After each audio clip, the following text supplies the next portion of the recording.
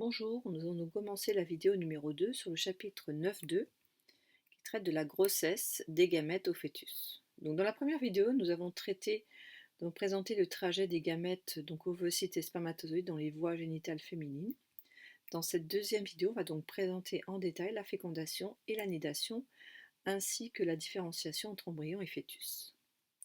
Alors tout d'abord, nous avons ici une représentation schématique de la partie de l'appareil génital féminin avec l'utérus à gauche, la trompe utérine et l'ovaire.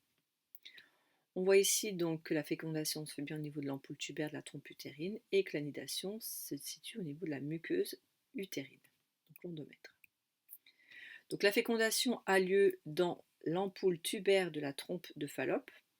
Elle se fait en plusieurs étapes aboutissant à la fusion des noyaux des deux gamètes.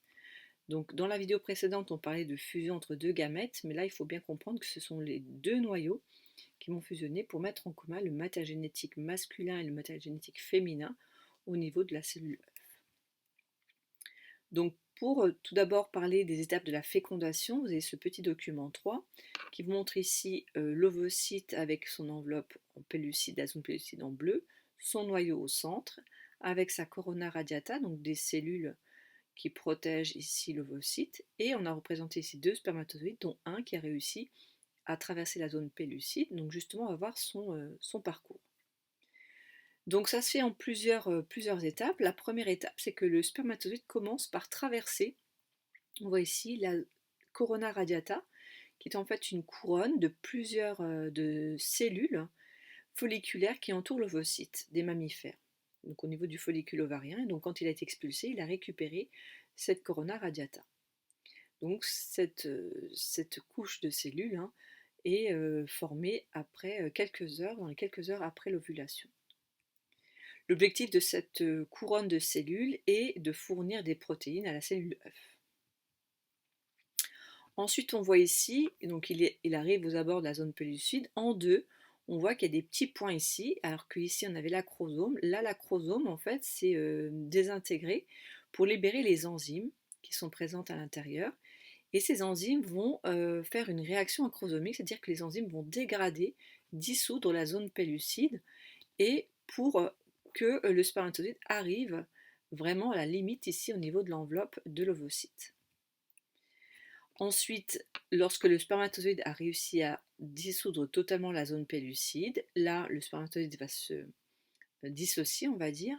Le flagelle reste à l'extérieur et le noyau est injecté dans l'ovocyte. Il y a donc fusion entre les deux noyaux et on a alors formation de la cellule œuf qu'on appelle le zygote, qui est une cellule unique et qui contient maintenant tous les chromosomes, puisque l'ovocyte on avait 23, le spermatozoïde en avait 23, et la fusion de deux permet la mise en commun des chromosomes masculins et féminins.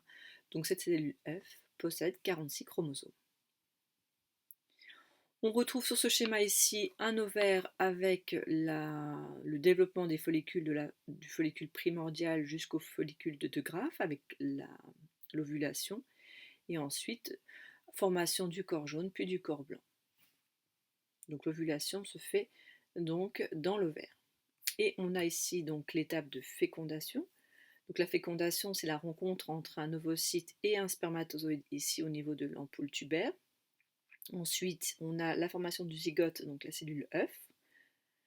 Et ensuite, on a la division primaire, donc là, passe de 2, 4, 8 cellules. Ensuite, à 16 cellules, donc la morula, puisque cet amas ressemble à une mûre.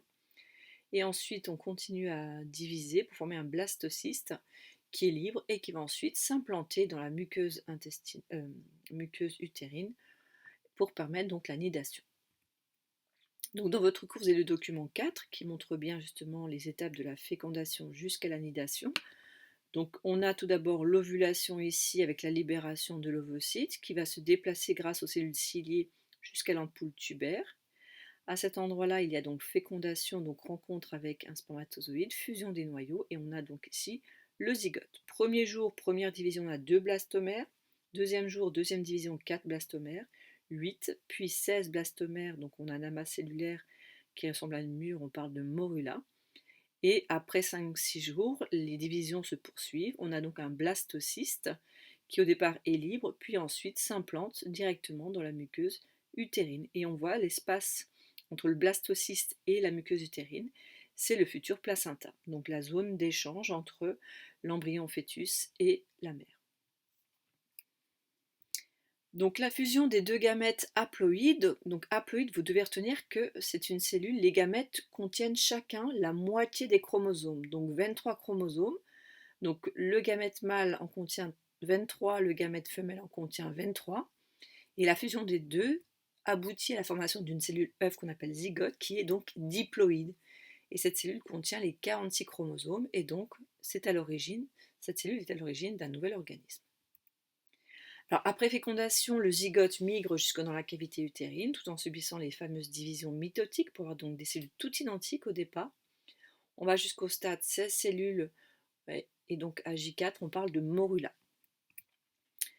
Au-delà du 4e jour, les divisions se poursuivent pour former un blastocyste qui va ensuite se fixer dans la muqueuse utérine, et donc c'est l'étape de nidation. Alors, vous devez être capable de différencier embryon et fœtus et utiliser donc ces deux termes à bon escient. Donc, on voit ici sur ce schéma, et vous en avez un équivalent dans votre cours, à la partie de la fécondation jusqu'à 2 mois révolus, on parle d'embryon. Et au-delà de 2 mois, donc jusqu'à la naissance, on parle de fœtus. Donc, l'embryon, c'est le développement de la cellule œuf issue de la fécondation jusqu'à 2 mois de grossesse. Alors que le fœtus, c'est donc l'embryon qui a pris une forme humaine, déjà c'est une première chose, et on parle de fœtus qu'à partir du 2e mois de grossesse.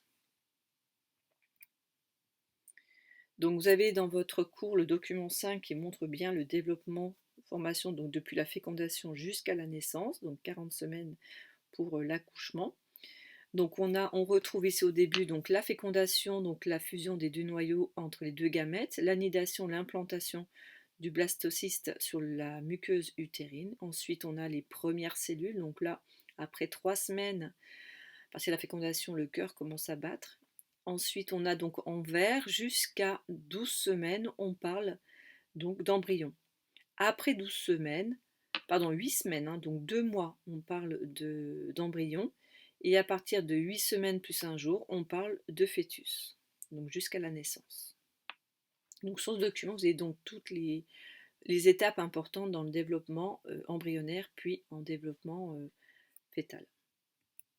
Donc l'embryon correspond à la formation des organes. Donc là, on n'a pas du tout la forme humaine. Vous allez avoir des territoires tissulaires qui vont former les différents organes pour la suite. À la fin du stade embryonnaire, donc 10 semaines d'aménorrhée, c'est-à-dire 10 semaines à partir du dernier jour des dernières règles, ou alors 8 semaines de grossesse à partir de la fécondation, donc 15 jours après la date, le jour des dernières règles. L'embryon mesure à peu près 5 cm et pèse 30 grammes. Ensuite, au niveau fœtal, donc le développement fœtal correspond à la croissance, au développement et surtout à la maturation et au perfectionnement des ébauches des organes en place. Donc là, on a vraiment l'apparition d'une forme humaine, donc au stade fœtal. Voilà, donc nous avons terminé la vidéo numéro 2 sur le chapitre 9.2 sur la grossesse des gamètes au fœtus. Merci de votre attention.